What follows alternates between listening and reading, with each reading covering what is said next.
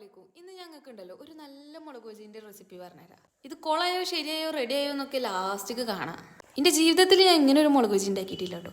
പഠിച്ചോനെ ഇത് കാണുമ്പോൾ തന്നെ എൻ്റെ കയ്യും കാലും ഒക്കെ ഭയങ്കര എരിച്ചില്ല. കാരണം എന്താണെന്നല്ലേ, അത് നിങ്ങൾക്ക് ലാസ്റ്റ് മനസ്സിലാവും. ഞാൻ ഇതിൻ്റെ മുന്നേ ഒരു മുളക് ബജി ഇട്ടിട്ടുണ്ടായിരുന്നു. അപ്പം അതിനാണെങ്കിൽ വേറൊരു മിസ്റ്റേക്ക് വെച്ചത് കൊളായിനി. അപ്പം ഞാൻ ഇതിൻ്റെ താഴെ വീഡിയോ കൊടുക്കാം, നിങ്ങൾക്ക് വേണമെങ്കിൽ നിങ്ങളെ അടുത്ത് കണ്ടോളി. ഇതിൻ്റെ രണ്ടാമത്തെ മുളക് ബജി ആണെങ്കിലും ഇത് 10 തരത്തിൽ പൊട്ടിയിട്ടുണ്ട്. പണ്ടെങ്ങാണ്ടോ മുളക് ബജി ഞാനും ഭയങ്കര വലിയ ശത്രുതയിലാണോ തോന്നുന്നു. പക്ഷെ എനിക്കാണെങ്കിൽ മുളക് ബജി ഭയങ്കര ഇഷ്ടമാണ്. ഞാൻ എക്സാം കഴിഞ്ഞ് ഇങ്ങനെ ഇറങ്ങിയപ്പോൾ തന്നെ മുളക് കുറേ ഒരു കടയിൽ ഇങ്ങനെ കണ്ടിനി. അപ്പം പിന്നെ ഈ മുളക് ആകുമ്പോൾ എന്നാൽ പിന്നെ മുളക് ബജി ഉണ്ടാക്കാന്ന് വെച്ചിട്ട് വാങ്ങിക്കാണ്ട് പോകുന്നത് ഇനു.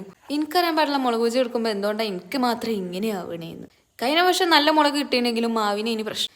ഇപ്രാവശ്യം നല്ല മാവ് കിട്ടിയെങ്കിലും മുളകിനാണ് പ്രശ്നം. ഇത് രണ്ടും കൂടി വന്നിച്ച് എനിക്ക് എന്നാണോ എന്തായാലും കിട്ടുക.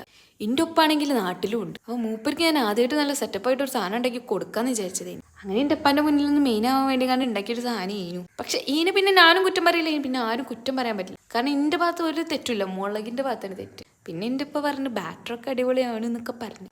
എൻ്റെ ഉപ്പാൻ്റെ വായിൽ അങ്ങനെ ഒരു സാധനം വന്ന് കിട്ടണമെന്നുണ്ടെങ്കിൽ അത് ചില്ലറ ഇറങ്ങണമെന്നില്ല.